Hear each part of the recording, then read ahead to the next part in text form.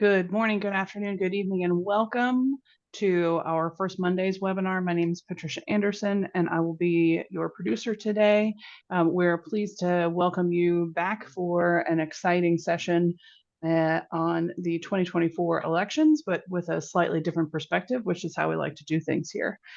Just a quick housekeeping note, as y'all are getting settled, the chat is closed to the audience. We'll be posting announcements and links there for you throughout the webinar, but we do really love to hear from you, so please feel free to use the Q&A feature. It's little talk buttons down on the bottom of your screen, and we will get to as many of your questions as we can during this session. Thanks again for joining us, and with that, I'm going to turn it over to Paige Gardner. Thanks, Patricia. This webinar focuses on the 3 M's of the 2024 elections: money, mechanics, and media. First, money. Citizens United radically changed the way political money works, giving the wealthiest an outsized role in determining election results. It led to the creation of a series of supposed nonprofit groups controlled by the right for the sole purpose of impacting the outcomes of these elections, despite what their websites say. Tiffany Muller, president of the Citizens United, is the best person in the country to speak to the impact of this ruling and the pernicious impact it has had. Mechanics. The mechanics of carrying out elections in this country are overwhelming. The administration of democracy is managed by secretaries of states. They oversee vast networks of employees, both statewide and locally, not to mention data firms, technologists, privacy experts, and the like. There's one person who understands the complexity and the centrality of the role secretaries of states play and the difficulty of administering elections with diminishing resources. David Becker is the executive director and founder of the nonpartisan nonprofit Center for Election Innovation and Research, working with election officials of both parties all around the country to ensure elections that voters can and do trust. Next, media. Conventional wisdom states that advertising and repeated paid message delivery is the key to winning elections, and most advertising is bought from election day forward. How do we determine the efficacy of paid political ads, and with what audience and for what purpose? Someone who has looked at this in the largest study of paid ads is James Slezak. He has recently released a new study that is getting a lot of attention. James is the co-founder and CEO of Swayable. With that, Tiffany. Well, thank you so much, Paige. It's such an honor to be here with you. And thank you all for taking time out of, I know, your busy day to join us for this important conversation. It's also so great to be here with James and David and the incredible work that they are doing. And so just really honored to join you all today. If you can go ahead and bring up the slides, I'm going to talk about Citizens United, some of which may feel like a repeat of things that you already know, but I always think it's really important to kind of go back in time a little bit and look at actually what has happened since that ruling. So again, I'm Tiffany Muller. I am president of Citizens United and Let America Vote. And our mission's really simple. We want to get big money out of politics. We want to expand and protect the freedom to vote. And we want to make sure that our democracy works for everyone and not just a special few. So with that, you can go to the next slide. All right, so you all probably remember that Citizens United was decided in January 2010 by the Supreme Court in a 5-4 ruling that I think was one of the worst rulings of our lifetime. And it took these two really terrible ideas and it merged them together. And it said corporations are people and money equals speech. And what we've seen since that time is an explosion of big money and in particular, undisclosed dark money flooding into our elections. As a matter of fact, in the decade following the Citizens United ruling, just the 10 biggest donors and their spouses injected $1.2 billion into federal elections. And in 2022, outside groups together spent more than all candidates in the 55 battleground races. And that's really important to note because prior to Citizens United, most communication in a race was actually controlled by the candidate. About 75% of the spending in any given race was actually controlled by the candidate, with outside spending accounting for only about 25%. And since this ruling, what we've seen is a real flip in that, where outside spending controls about 75% of the communications to voters in these battleground races. If you go to the next slide. And this kind of illustrates the, look, we all know money in politics has always been a problem in our country. There have been efforts throughout time from, the early 1900s and the Tillman Act to McCain-Feingold in 2002. There have been efforts to decrease the role that big money plays in politics, but never have we seen kind of the explosion of money that we have seen since Citizens United.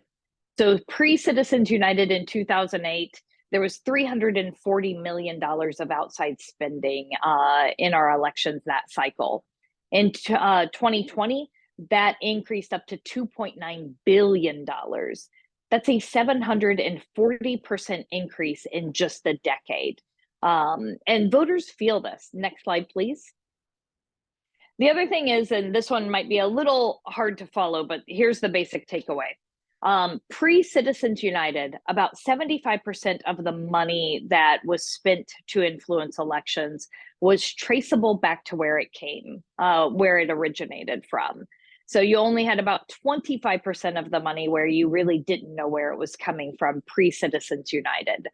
After Citizens United, as Paige talked about at the beginning, you have these networks, particularly on the Republican side, of C4 groups that are clearly doing electoral politics, but doing it under the guise of a social welfare organization and hiding where their money is actually coming from. So now you have only about 25% of the money that's spent to influence elections actually traceable back to the original donors and to where it comes from. Next slide. And what we've seen is that this has created just a huge impact on the overall cost of elections writ large. Open Secrets has been charting how much total spending happens in election over election from both campaigns and outside groups since the 90s. And what we saw just in presidential spending alone from 2016 to 2020 was that we actually doubled the amount just of that presidential election from 2.4 billion to 5.7 billion. Those are, that's astronomical sums of money. And we know that 2024 will be no different. Ad Impact is already projecting that we're going to see ad spending top over $10 billion in the 2024 election cycle. And if you go to the next slide, the other thing we know is that this impacts actually what has to happen in all of these individual races. You all know this, you are doing this work day in and day out, but there is no doubt that individual races have increased. And so you can see here that on average, a winning House campaign now costs $2.7 million, and a winning Senate campaign now costs $25 million. But that's more than double the average amount from 2012. And for a House incumbent running in a competitive seat, that actually jumps up to $5.3 million. So as we have seen all of this money flood into the system, we're seeing that all of these candidates and campaigns have to raise more and more money. And if you go to the next slide, you can see how it impacts individual senators and House members on a day-to-day basis. So a typical in-cycle senator running for re-election has to raise, on average, over $15,000 a day. And for a House candidate, that means that they're having to raise about $7,000 a day. And what that adds up to, again, probably something that many of you know, but what happens with new House members that are elected, particularly if they are in a competitive race, is that they come to Washington and what they're immediately told is that they need to start spending 30 hours a week just dialing for dollars in order to hit these ever increasing amounts of money that are flooding into the system, just to be competitive. So that takes time out from doing their job, from attending committee hearings, from sponsoring legislation, from being able to meet with constituents.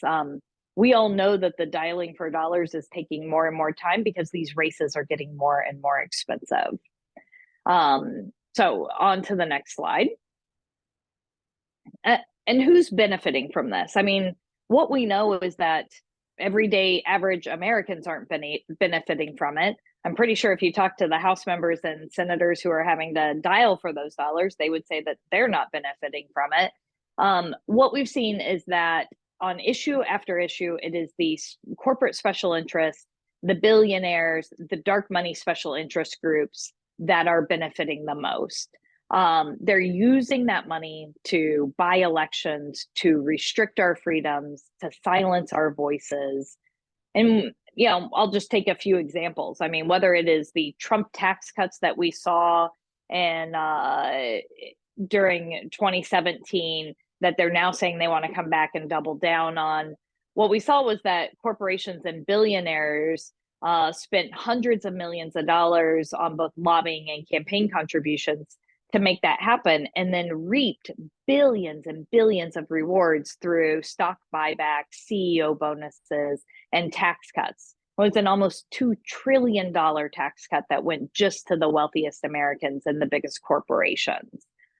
On voting rights, we've seen folks like Heritage Action say that they were going to spend $42 million funded by right-wing special interest dark money groups to help pass anti-voter laws.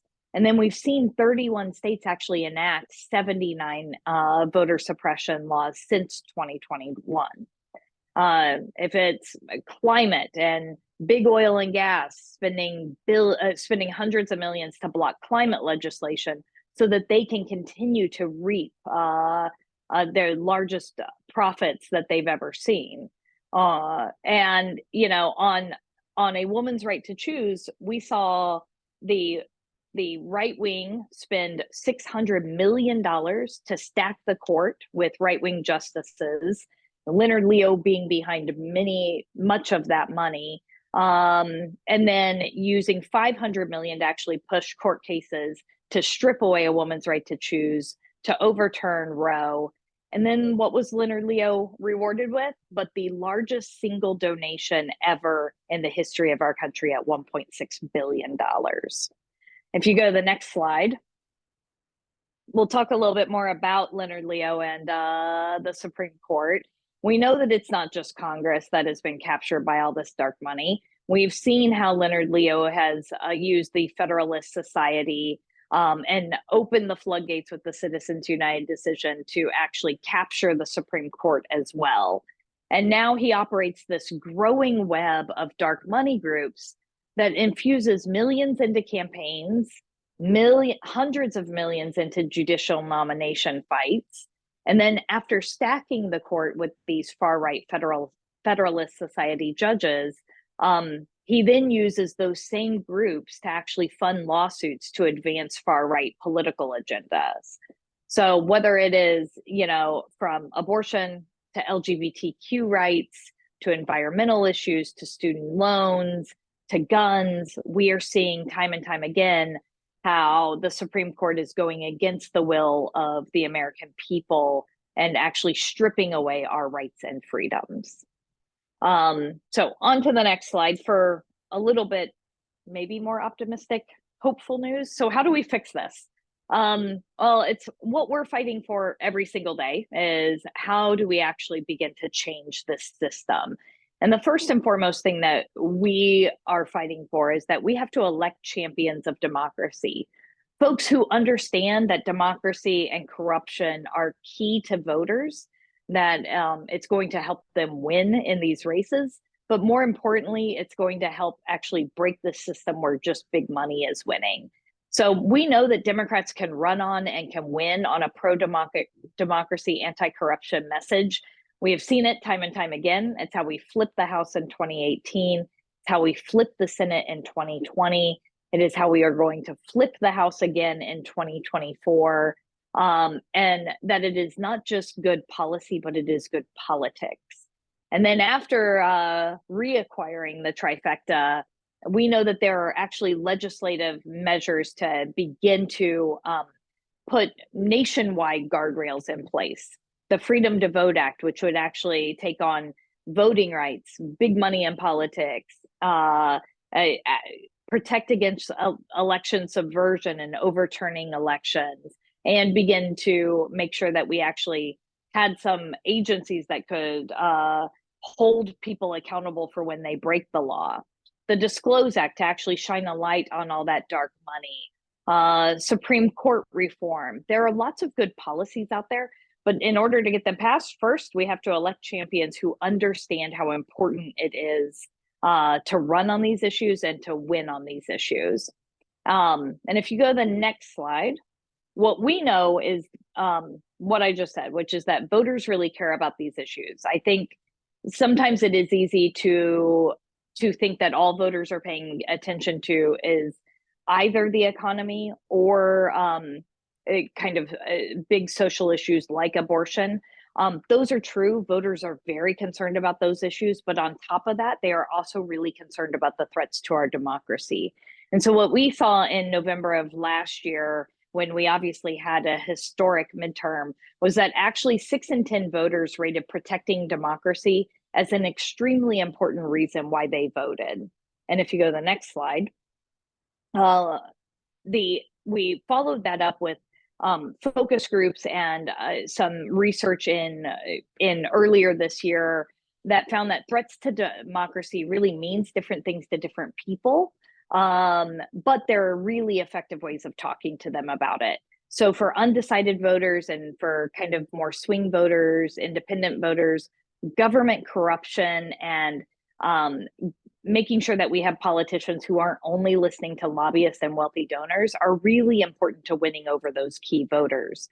To motivate our base was far more concerned about making sure that we were protecting elections from being overturned and for protecting voting rights overall. And if you go on to the next slide. Additionally, our post-election battleground poll found that voters really strongly support pro-democracy positions overall. They want to pass a range of pro-democracy issues, from banning dark money in our elections to banning members of Congress from being able to trade stocks, to protecting people's access to the ballot box. Look, I think what voters keep telling us over and over again is that they don't feel like anyone is looking out for them.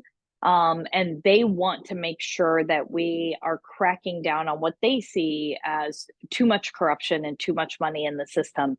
And they just want to feel like someone is fighting for them day in and day out. Next slide. And even the most recent Navigator poll that we saw come out showed that inflation in the economy, yes, are kind of number one in voters' minds right now, but look at what follows that: corruption in government. It's a huge concern for voters writ large, and particularly those independent voters that we were just talking about. And next slide. So Tiffany, I'm so sorry, but we're a bit past time. Oh, I'm sorry. I was going to just say, to wrap up, because this was the last slide. I apologize. My bad. Is that we should really be leaning into this. We know that voters really care about these issues. More than ever, democracy will be on the ballot in 2024, and we are happy to be a resource for all of the great work you all are doing. And now it is my pleasure to turn it over to David Becker, the Executive Director and founder of the Center for Election Innovation and Research, who's doing incredible work on the front lines of our democracy. So, David. Thank you, Tiffany. And thank you all for joining. Thank you, Paige, for inviting me. I'm honored to be here with Tiffany and James, who are doing such important work, and interested to learn from them. As Tiffany mentioned, and as Paige mentioned, I am David Becker. I am the Executive Director and founder of a nonpartisan nonprofit called the Center for Election Innovation and Research. We're based in Washington, and we work with election officials all across the country to support elections that voters should trust and do trust. And when I founded CEIR in 2016, I don't think even then I realized how different those two things were. And now we definitely do. I've been running elections. I've been working in elections rather for about 25 years. I used to be a lawyer in the Civil Rights Division of the Justice Department doing voting rights work, initially in the Clinton administration, then to the W. Bush administration. I went on to the Pew Charitable Trusts and ran their elections program there. And one thing I can tell you is, first of all, and you probably all know this, we have some of the most complex decentralized elections in the world. We have almost 10,000 separate election jurisdictions. A federal election is not a single election. It's 10,000 little elections run by hundreds of thousands of public servants and relying upon about 1 million volunteers with ballots that are very complex, with dozens of races on multiple pages. No other country in the world does that. And it's remarkable that we've done such a good job on the should trust part, with more paper ballots than we've ever had before, with more audits of those paper ballots, with more litigation that clarifies the rules before an election and confirms the result post-election, with more information sharing between federal, state, and local partners to ensure security. We've really done a great job on that. And yet there's still tens of millions of Americans who believe the lie, the exact opposite. As we sit here, we are 1 year, a little bit less, from Election Day 2024, which means we're about 3 years, or about 1,100 days from election 2020. And I think it's always important to take a step back and really think about 2020 and what we accomplished in that election. I work in the nonpartisan space, so I am not talking about the outcome of that election. I'm talking about the victory of the democratic process in that election. Somehow, in the middle of a global pandemic, when election officials are these public servants, were going to work every day, when most other people were working remotely, you can't run an election socially distant. They were going to work every day around their staffs. They and their staffs were at risk of getting sick, and in some cases actually getting sick. They had inadequate resources. The parties were litigating about various rule changes, trying to accommodate COVID. Voters were very confused, and somehow they managed to facilitate the voices of more voters than we've ever seen in American history by a large margin. 2 out of every 3 eligible voters voted in that election, the most since universal suffrage. And that was 160 million ballots, over 20 million more ballots than we've ever seen in any election in American history in the middle of a global pandemic. And their work that they achieved over the course of 2020 and afterwards withstood the most intense scrutiny any election has ever had to withstand. That election was the most secure, transparent, and verified election in American history, confirmed over and over again by courts, confirmed over and over again by judges appointed by the losing presidential candidate himself. And still we sit here 3 years later, and there has not been one shred of evidence presented to any court that indicates that there was any problem with the election. I also serve as CBS News election law expert, and I've gotten to know Major Garrett, who's the chief Washington correspondent for CBS News, and we wrote a book about it. It's right over here over my left shoulder, The Big Truth, where we talk about the reasons that we know the 2020 election was so secure. And that's largely thanks to, as I mentioned, these hundreds of thousands of public servants all over the country who somehow achieved this great thing. It's the equivalent of the moonshot in the terms of the democratic process. 160 million voters, and their reward has been nonstop threats, harassment, and abuse. That happened almost immediately after the election, probably from about the moment that the former president got up in the early morning hours on the Wednesday after the election to spread lies about that election. And I can tell you, I work with election officials all over the country, as I mentioned, Republicans and Democrats. And they were telling me at the time that they are receiving vile threats constantly. Threats to themselves, threats to their staff, threats to their facilities, threats to their spouses, sexualized threats to their spouses, threats to their children. Things like, here's the names of your children and here's a picture of where they go to school. That kind of thing happened. And what's sad is it's still happening. as a result of some of those threats and harassment, some of which was coming from the actual government entities that were charged with protecting these election officials, county boards, for instance, in some cases, state attorneys general. And this is election officials from the secretaries of state, as Paige mentioned, Republicans and Democrats, down to the county election officials, down to local election officials and municipal clerks, down to poll workers. We all know the story of Ruby Freeman and Shay Moss in Fulton County, Georgia, and what they went through. And sadly, that story is not that unusual. In September 2021, I was working with Bob Bauer, former Obama White House counsel, and Ben Ginsberg, who was former campaign counsel to the W. Bush and Romney campaigns. And they were very troubled by this as well. And we founded the Election Official Legal Defense Network, EOLDN.org. I see that the link is in there in the chat. And what we do is we recruit a network of lawyers who are willing to work pro bono to provide advice and assistance to election officials who need it. This has been going on. We've been in operation for over 2 years now. We've been able to successfully match lawyers with election officials in dozens and dozens of cases. We maintain their confidentiality in every case. It is not just in the swing states. It is not just Democrats. In fact, if anything, we're seeing a rise in redder states and amongst Republicans who are receiving threats. And those attorneys can help advise them with anything they might need. In fact, one of the things we're seeing from some of these election officials is that the people harassing them, as I mentioned, are doing so under color of authority. They're the county boards, they're their county election boards. If you know anything about Shasta County, California, you can read up on that. Shasta County, California has an election tomorrow. The extremist members of the Shasta County board, which is where Redding is, if you happen to know where that is, it's north of Sacramento, a couple of hours, have attacked the professional election official there, have canceled contracts with voting machine companies at costs of millions of dollars to their taxpayers, and are trying to impose a hand count of ballots, which is the least accurate, the most costly, and takes the longest amount of time way of counting ballots. They're trying to impose that on election officials, even though it's illegal in the state of California. And the election official there has been just taking on a lot of harassment and been still sticking with her job, which is remarkable. We're seeing this not just in, like I said, swing states or in California. There's stories about like this all over the country. And it's what's leading to an unprecedented turnover of election officials. We see really strong election officials at the local level, at the county level, staff members, even some secretaries of state decide not to run again because of the ongoing harassment, because of the toll that the constant disinformation is taking on them. And we're entering a very, very perilous time now in the democracy calendar. I often think of democracy right now as a patient. And my work is really in the ER.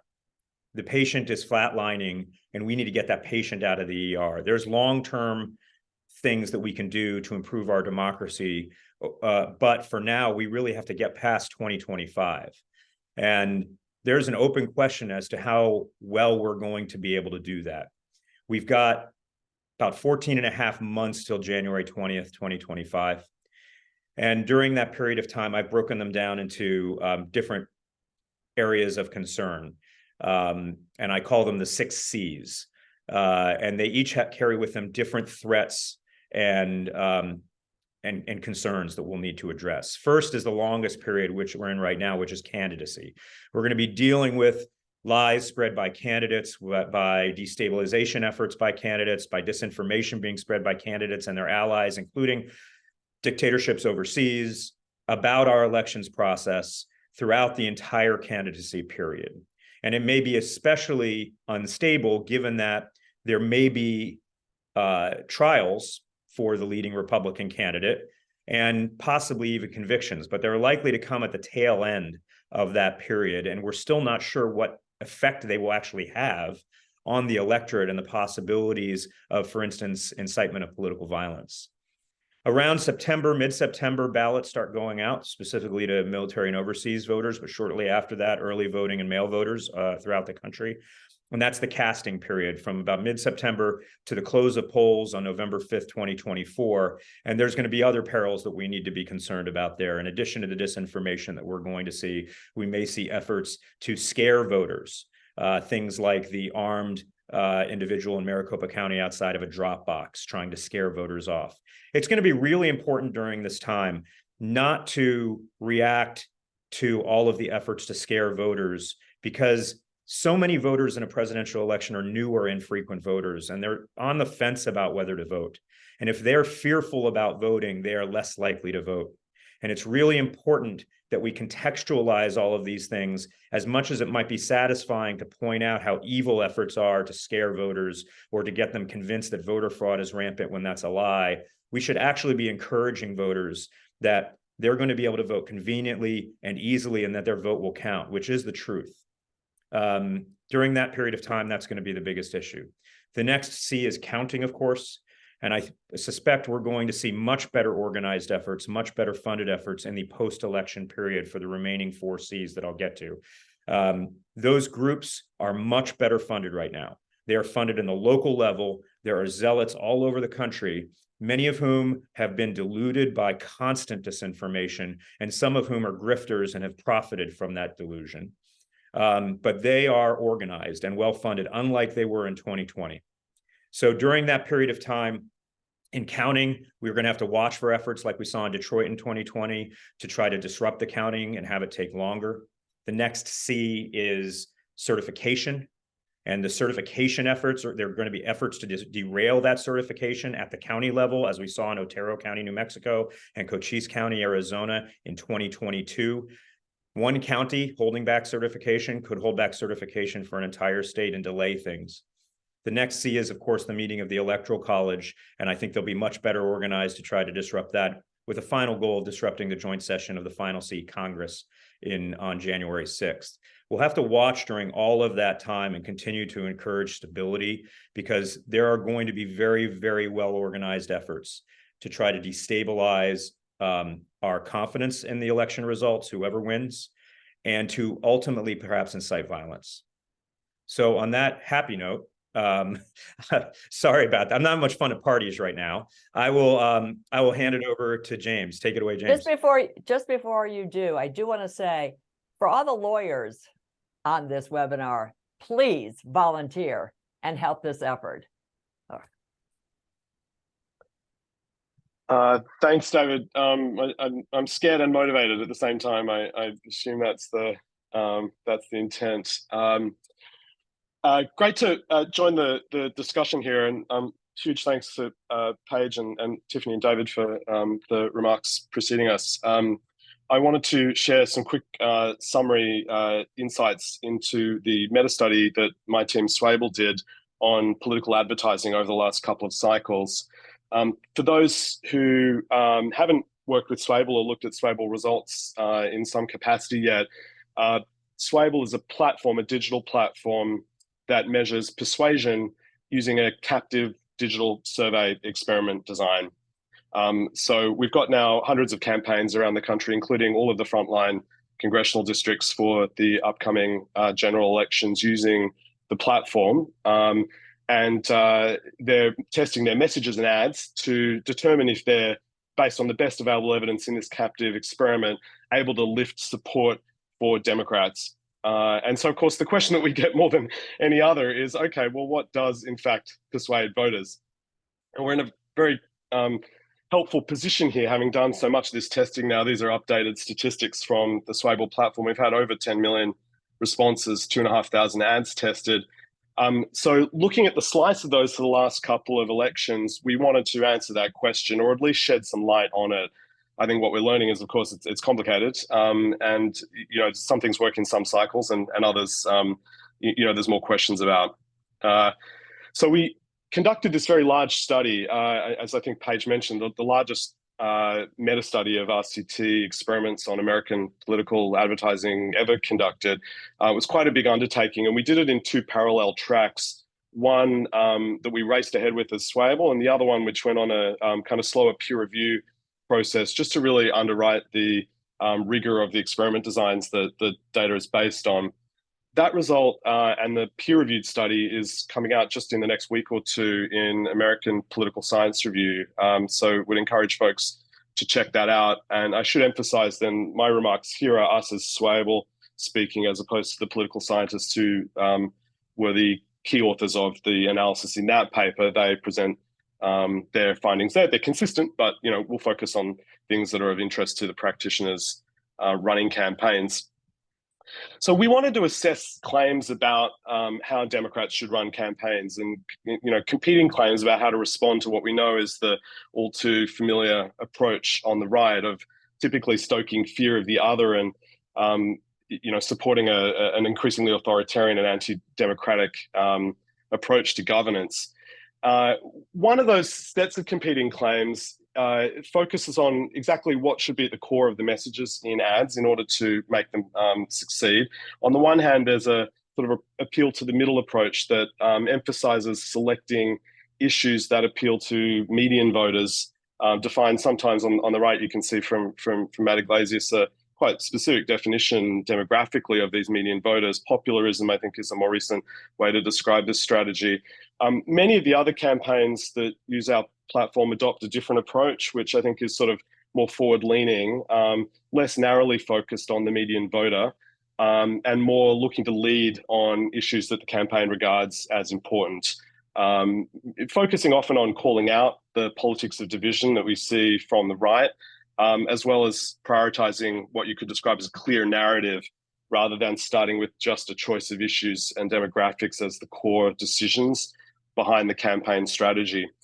So, spoiler alert, we found that these tactics, there was no strong evidence that the median voter theories really worked. And I think there was some evidence that the clear narratives appear to be a productive way forward. So we'll share a little summary of those results here and encourage folks to ask us to share the full details.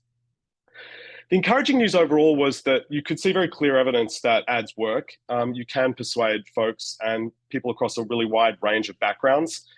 There's just a very large spread at the individual ad level about what does and does not work. And it turns out that it's very difficult, even for experts, trained experts here, in this case, the Yale political science team watched thousands of these ads under the supervision of published political scientists, and judged which ads they thought would be the most effective in persuading voters. And as you can see from these scatter plots, you don't see any signal there because there isn't any. The expert judgments were really unable to make any kind of reliable prediction about what works. So one of the key findings here is that this sort of pre-testing is critical. In fact, the academics, this kind of feels like a bit of an ad for Swayable, I apologize, but the academics found that doing this kind of pre-testing was probably one of the most effective ways that the campaigns can increase their likelihood of succeeding and winning over votes. So this is a cost per vote analysis that will be in the APSR paper. Looking overall, we found some really interesting findings. The first one here is just focused on how much persuasion we got at different points in time. And this one was, I think, counterintuitive for some folks who might have expected to see the opposite. We looked here at when the ads were tested and produced, and looked at simply the average persuasion scores that were achieved by those ads. And we found a very interesting profile where early on in the cycle, we saw the highest persuasion scores. That average effect decreased over the cycle with a little bit of a rebound towards the end. You can see in the background there, of course, many more ads are being produced and funded towards the end. So there's a sort of competing effects going on there. But as far as the details of the ads and what worked and didn't, we found firstly a lot of encouraging news that every group across the country turned out to have quite significant degrees of persuadability. We've cut it here demographically, but you can see with the exception of Republicans on the top of the ticket, there was very significant persuasive effects that were seen across ages, ethnicities, income ranges, and education levels. We saw some interesting effects where folks that appear to be less exposed to the arguments from Democrats look like you can see higher persuasion scores. Folks in redder districts, in this case, redder zip codes, being more persuadable than folks in bluer zip codes, which was very interesting. Gender, race, and education didn't seem to be key drivers of what persuaded people. In fact, however, age did. So there were big differences in what ads persuaded older versus younger voters. versus there were not big differences in what persuaded people of different demographic dimensions on other dimensions.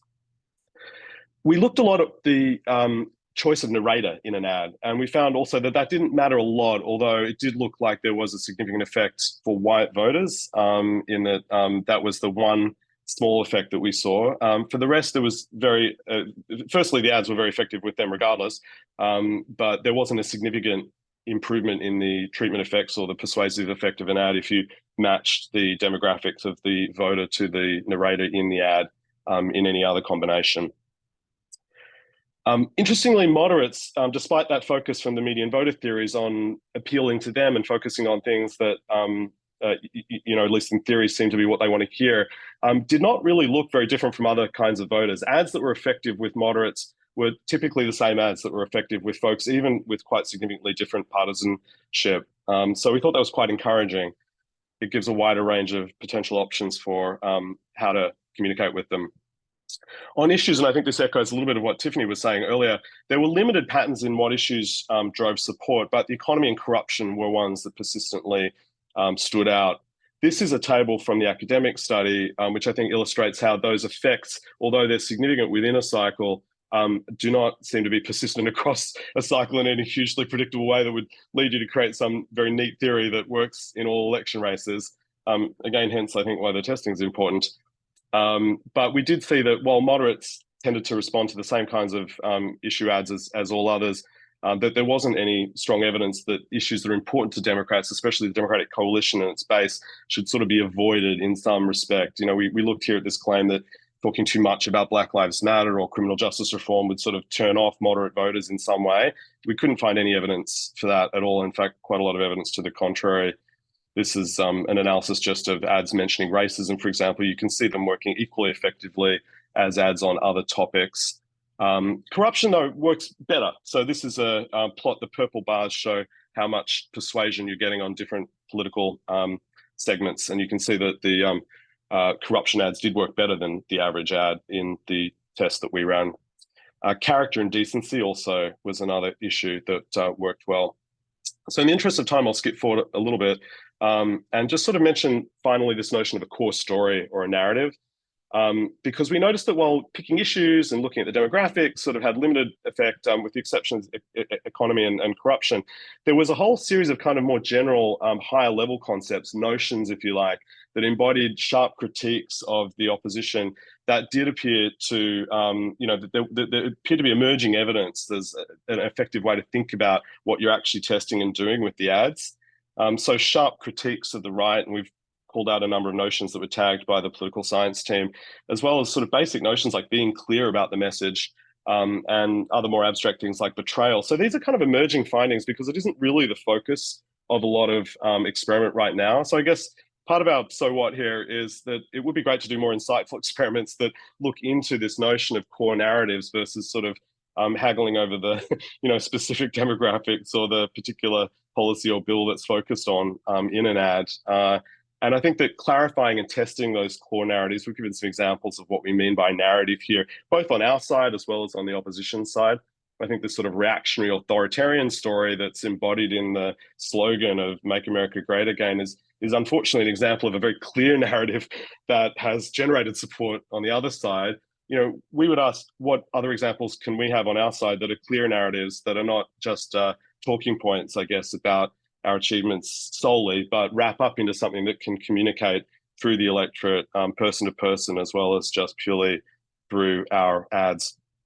So final conclusion, the narrow demographic targeting and focusing on quote unquote moderate issues did not appear from this analysis to be the key to winning votes with ads. But the work did suggest that campaigners could have more success focusing experimentation on clear narratives and not necessarily feel constrained about campaigning on things important to them or their constituents. And of course, it also underlines the importance of doing the testing, given how much things change both from cycle to cycle and from the point within the cycle. I think I'm roughly on time there, Paige, but I should throw it back to you to keep the show on the road. Thanks very much. This was really, really terrific, really interesting work that all of you have done. It's the first question I have is, seemingly three separate things. They do interact with each other. And one example is, as you know, David was mentioning, but the lots of dollars behind this notion of rigged elections, lots of, you know, corporate money behind, you know, supporting right-wing narratives. And so how do you see these influences coming together, all three M's coming together to impact 2024? Well, I guess I'll just try to brainstorm and answer that and hopefully James and Tiffany will chime in. I mean, as Paige, you mentioned, there has been hundreds of millions, if not billions of dollars that has been raised. And my suspicion is it's largely been raised off of small donors, but I'm sure there's some dark money behind it as well to keep the lie that the 2020 or in some cases 2022 elections were stolen. And there are people getting rich off of this, quite frankly, still to this day. There are candidates who happen to be Republicans right now who actually seem to value making money off that lie more than winning, because you see kind of tactics taken that are not particularly constructive. Where I get really concerned is that the money and the media messaging that it's funding to some degree, usually being, I mean, it's like a fire hose going into these very tight media silos, bolstered by propaganda sites, bolstered by former candidates and campaigns, and it's reinforced down at the grassroots level where that money is helping to organize grassroots groups. There are so-called election integrity groups in almost every state now, and their job is to harass their neighbors who run elections in those counties and states because they believe they're part of a 1 million person conspiracy, 500,000 of them being Democrats and 500,000 of them being Republicans, all working under the auspices of globalists to steal elections, and that nobody is talking about this 1 million person conspiracy. It's not rational, but that's what's happening, and it has a real world impact. That's why I just say briefly also, I think what we're seeing right now in the season of accountability, where we're seeing disbarment proceedings and criminal prosecutions and civil proceedings, is really important, because it's not going to magically change this overnight at all. But I think it might it might cut the head off to some degree of some of those who've really profited off of this, and change the incentive structure so that right now when people are getting rich, they might have to worry about some other things like their personal liberty. You know, and I would just add to that, we have seen the dark money web of organizations on the right-wing side be funded at levels that are just really staggering, right? I said during my presentation, Leonard Leo got a $1.6 billion donation.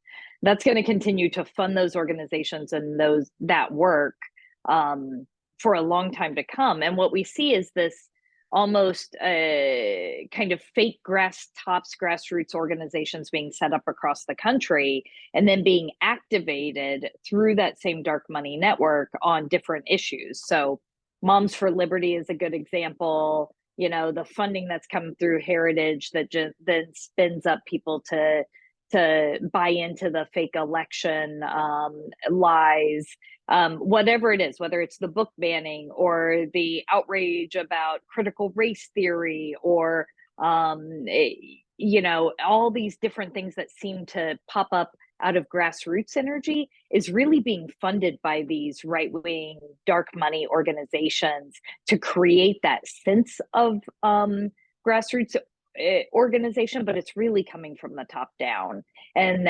they're pushing issues, they're pushing policy, they're pushing fake grassroots energy, and they're funding lawsuits to even take in front of the Supreme Court. Yeah, I completely agree. I mean, I think it's sort of dark and scary times, and that's motivating in some ways, but demotivating in others. And I think Democrats have opportunities across all the three M's that, you know, Paige, you've laid out. I think we can do better at media, which includes, I think, doing better at the things we're currently doing. So, most campaigns largely are investing their resources in ads. But I think it's important not to lose sight that that's not the only lever on media. I think there's content creation and, funding new forms of reporting and journalism, which I think are very exciting. It's not work we do ourselves, but we sort of want to shine a light on it, because I think it's easy to just see an election as just kind of a glorified ad campaign. And I think there's a real risk in that, which maybe sort of, leans into the second M around, mechanisms. I mean, I think the kinds of on the ground organizing that we're seeing from the right is sort of scary, in the sense that it's the kind of grassroots sort of constituency mobilization that we should be much better at. So I think, investments there are critical. And I think, look, the bright spot on money is, for the first time in the last few cycles, we've seen a real alternative to the big money politics, which is, being able to crowdfund, and organizations like Act Blue, and I think many of the organizations that we're hearing from here really depend on that. So motivating people and showing that we're standing with them feels critical for success, at least at the one source of money that isn't linked to, large reserves of fossil fuels or whatever the, deregulatory agenda is that spurs the rest of it. I have a question. Have you spent on the advertising testing? What have you looked at extensively the efficacy of some of the advertising on the right, and how they touch people emotionally and their persuasive power? We have not enough. We're increasingly starting to do head-to-head tests, both with existing kind of campaigns and candidates, I think, as well as independently. So some things are standing out that I think are important there. The first is, by the way, that they're not necessarily that much better at it than us. So we've done tests where we've, certainly last cycle, tested Trump ads that looked like they were running their numbers backwards. They were producing backlash for themselves. So hopefully there's an optimistic story there that, these aren't necessarily geniuses. They're running a playbook that is known around the world to, achieve the ends that it achieves, scaring people and getting them to rally behind a authoritarian leader.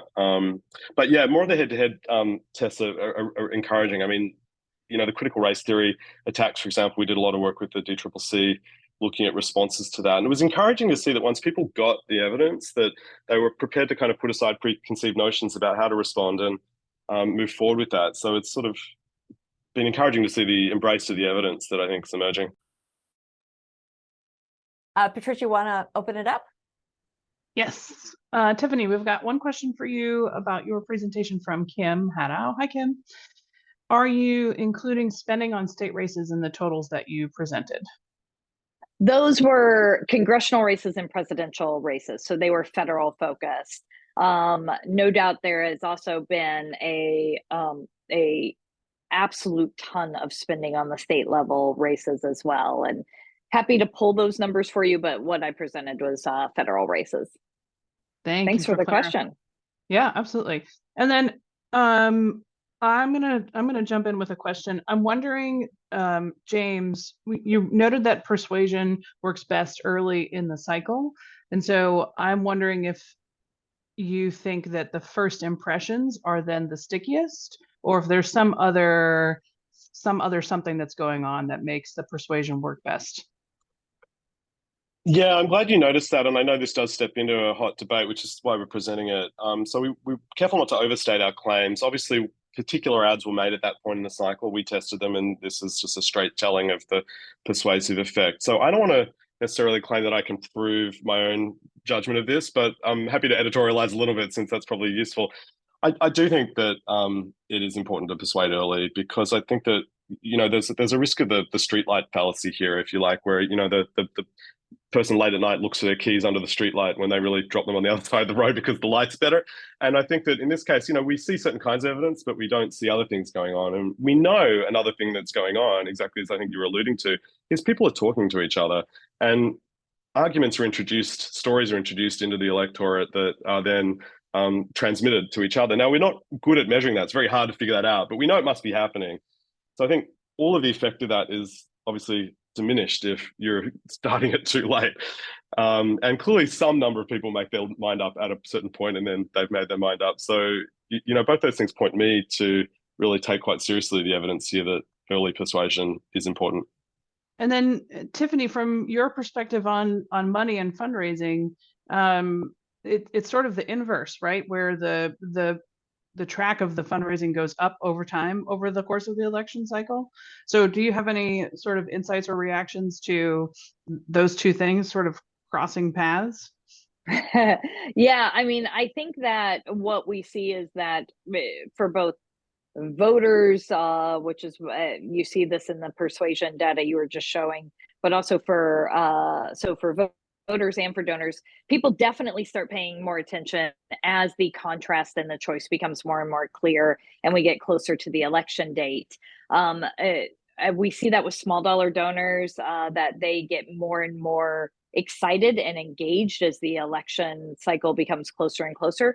And I think a big part of that is that the choice just becomes much more clear. What's at stake becomes much more clear. And the urgency of it becomes much more central to what they're thinking about. I think the early persuasion is a great point. You know, get in there with messages that can really help influence people early. But then I think the reason you see that coming up at the end is because, once again, you have voters also tuning in late and making that decision between that choice. Thank you. And then David, I wanted just to bring you on the sorry, go ahead. On the same point, which is, you know, I think we all are aghast at what has been happening to the mechanics and to the public servants who are really driving the infrastructure of the actual election. Do you have a quick, I don't know, I know this is not a quick thing, but do you have a quick piece of advice that you give to people about how we help fix that or alleviate it or any of those things? I think there's several quick things. One, spread the word amongst your communities. Volunteer to be a poll worker if at all possible. That's incredibly important. You get to see it from the inside. That always builds trust. You see how many checks and balances are in place. I also think that all of us who are trying to protect democracy are going to have to be very careful, and this goes to some of James's work as well as Tiffany's, that about our messaging, especially close to an election. I've done research on what motivates kind of infrequent or non-voters to the polls, or more importantly, what keeps them from deciding to vote. And there's a variety of things. There's no one single thing. There's about 1,000 different factors working in different ways in every different election. But one thing that definitely doesn't help is telling voters that it's going to be hard to vote. First of all, it's not really true. Even though there is voter suppression in some places, I'm not saying there isn't. But overall, for almost all the voters, it is easier to vote now than it's ever been. Almost everyone has access to a mail ballot without an excuse, except in a few states. Almost everyone has access to early voting. Almost everyone has access to election. Everyone has access to election day voting. Lines in almost every place are going to be short, and it's really important, even though we might react very negatively to fear or voter suppression that we see, to spread messages up until the close of the polls that voting will be easy and convenient, and your vote will count. I have one last question before we end, which is on the early persuasion. Did you look at sort of the knowledge of the voters? I mean, is it early persuasion is most efficacious with low information or lower information voters? And so I was just wondering what kind of information levels, or if there, was a relationship between information levels of the voter and the efficacy of the early advertising. No, I think it's a great question, Paige, and I think we haven't sliced the data to answer that. So I think we'd be really interested to look into that. I think it's a great analysis we could do. Next webinar. Thank you all. Next webinar. All very much, and thanks, folks, for joining us. And Patricia, thank you.